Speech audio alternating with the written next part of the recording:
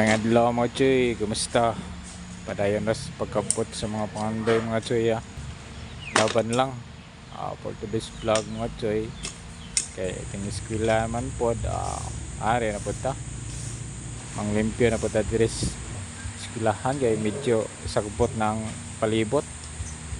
Inahina lang tani gona mga choy kay dili pa magaiinit ang panahon. Para dili ta layon mga choy, pa music yata. Music maestro. Amigong mga tunay bay, kumusta sila? Bisagway mga tuyo bay, kumustahon ka? Nag-iya-iya, nagpakusgan, talagsa na magabot. Kanunay na lang drawing ang atong mga sabot. Anak kong usanga, pwede ba sabado?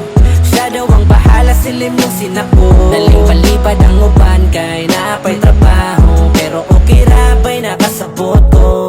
Asan ang uban bay, gimingon ako. Katong mohilak, mahubog sa mota to. Kung mag-in-English, bay murag kano. Naasitik tambag, nga magminaro. Di kalikayan, bay nga magbulag-bulag. Tuwan nas layo, ang uban kay nilupad.